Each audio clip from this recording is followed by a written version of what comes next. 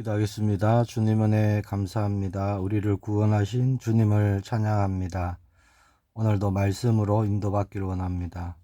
하나님의 말씀이 살아있는 말씀이 되어 우리의 생각과 마음과 육신을 주장하시고 우리가 가는 모든 일에 그곳에 하나님의 말씀이 능력이 되는 오늘이 되기를 소망합니다. 성령께서 함께 하시고 동행하시고 역사하시는 하나님의 은혜가 충만한 오늘이 되게 하옵소서. 주 예수 그리스도 이름으로 기도합니다. 아멘. 오늘의 말씀은 사도행전 17장 11절 12절 말씀입니다. 제가 봉독하겠습니다.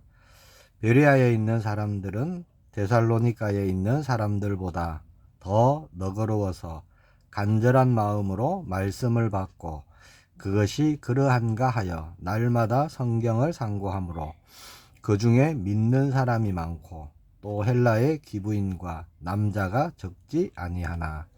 아멘. 오늘 제목은요, 말씀을 들을 때입니다. 하나님의 말씀을 들을 때, 또 하나님의 말씀을 우리가 읽을 때 우리는 그 말씀을 어떻게 받아야 할까요? 오늘 본문 말씀을 통해서 하나님의 말씀을 대하는 우리의 태도, 또 우리의 자세, 또 우리의 중심이 달라지기를 축복합니다. 먼저 하나님의 말씀은 간절한 마음으로 받아야 되는 거죠. 잠언 8장 17절에 보면 나를 사랑하는 자들이 나의 사랑을 입으며 나를 간절히 찾는 자가 나를 만날 것이니라, 그렇게 말씀합니다. 기록된 말씀은요, 곧 하나님이십니다. 보이지 않는 하나님을 기록된 말씀을 통해서 나타내신 것이죠. 자, 그러면 그 말씀을 어떤 태도와 어떤 자세로 우리는 보고 듣고 해야 될까요? 그래서 먼저는 간절한 마음입니다. 오늘 본문에도 그렇게 말씀하고 있죠. 간절한 마음으로 말씀을 받고, 그렇게 말씀합니다. 왜 그래야 될까요? 간절히 찾는 자가 하나님을 만날 것이기 때문이죠. 간절히 찾는 자가 하나님의 말씀을 받을 수 있기 때문입니다. 간절한 마음이 없으면 어찌 될까요? 말씀에 대해서 단순히 이해하는 정도로는 알게 될 것입니다. 그러나 그 말씀의 어떤 깊이나 풍성함은 알지 못하겠지요. 잠언 2장 4절에서 5절에 말씀합니다. 은을 구하는 것 같이 그것을 구하며 감추어진 보배를 찾는 것 같이 그것을 찾으면 여호와 경외하기를 깨달으며 하나님을 알게 되리니, 그렇게 말씀합니다.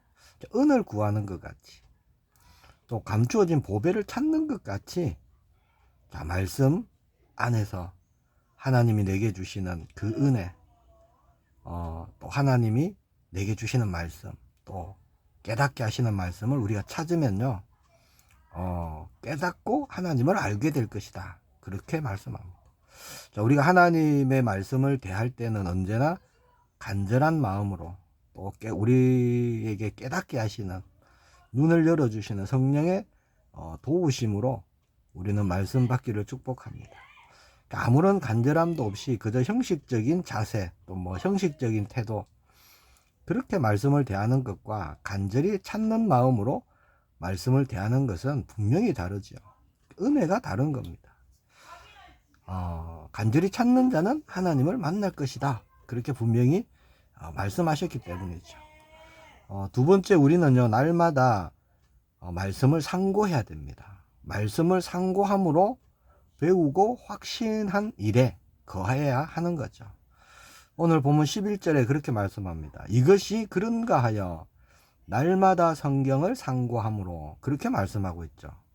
자, 증거된 말씀, 강단의 말씀, 자, 이것이 정말 그런가, 날마다 성경 말씀을 대조해보고 성경 말씀을 또 상고해야 하는 거예요.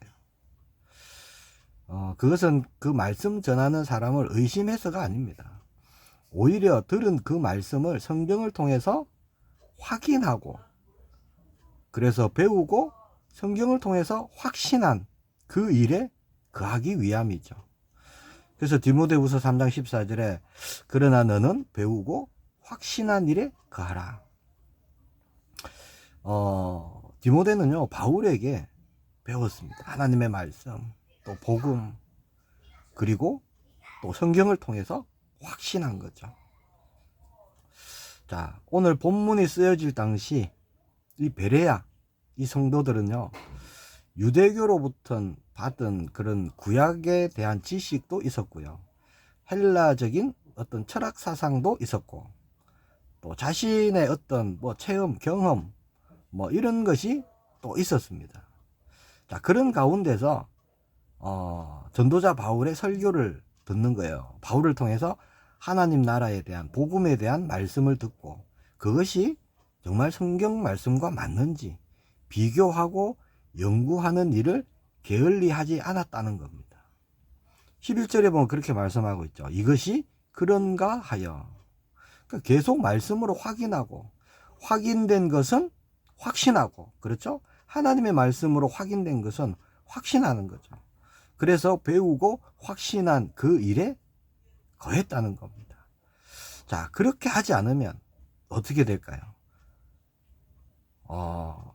말씀으로 확인하지 않으면, 상고하지 않으면 말씀에 대해서 무관심해집니다. 그리고 또 하나, 맹신하게 되는 거예요. 맹신이 뭐죠? 모르면서 덮어두고 믿는 겁니다. 그렇다니까 확인도 없어요. 그냥 믿는 거예요.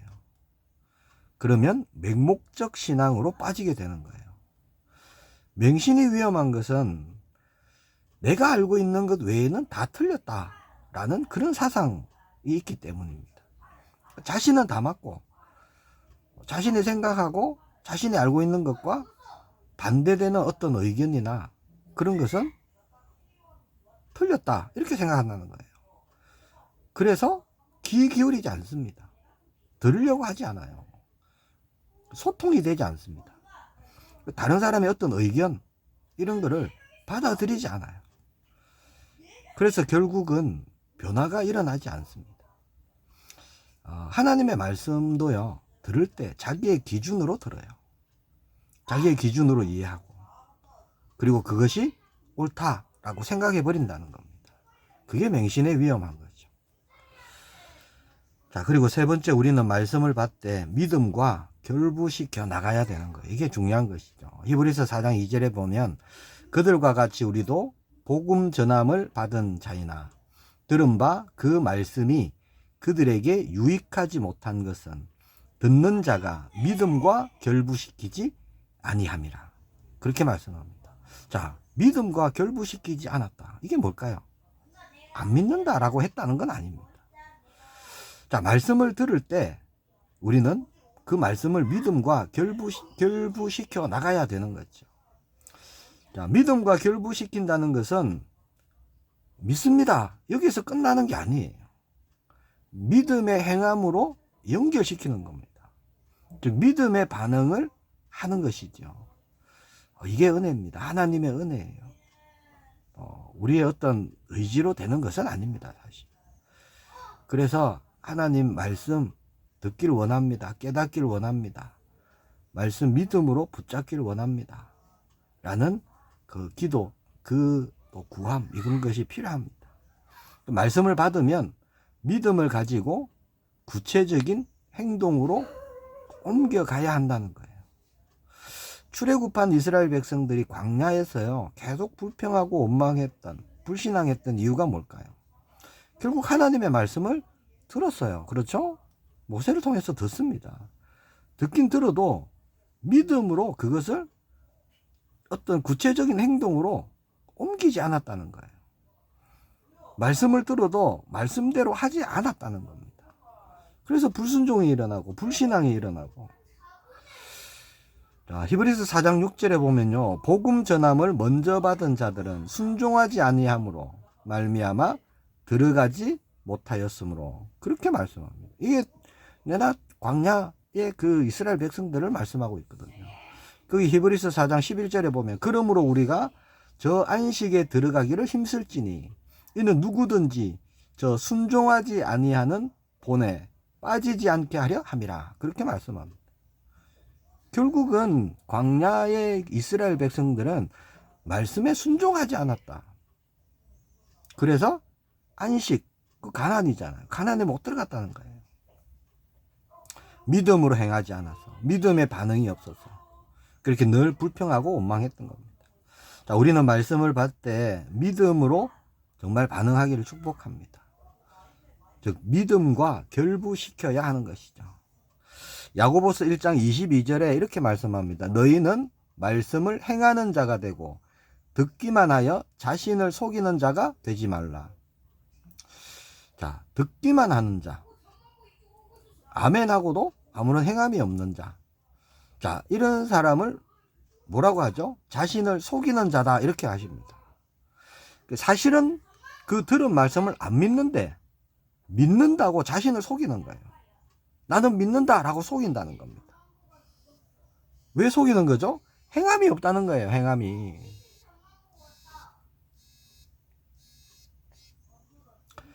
자, 23절 24절에 보면 또 말씀합니다.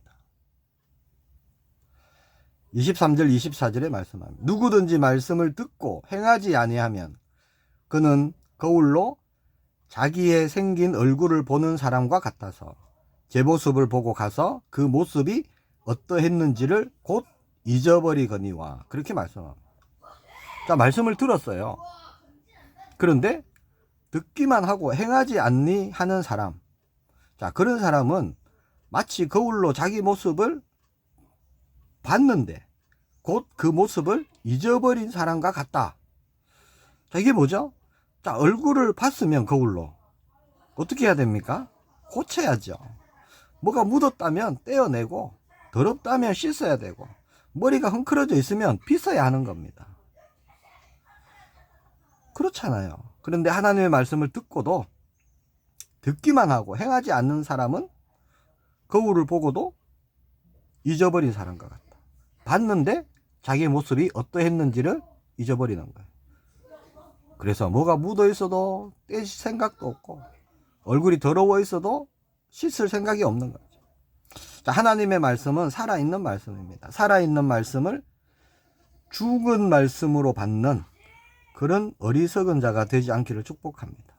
듣고 흘려버리는 자, 듣고도 상고하지 않는 자, 믿음과 결부시키지 않는 자, 믿음의 반응을 하지 않는 자, 결국은요, 이 말씀을 하나님으로 인정하지 않는 거예요.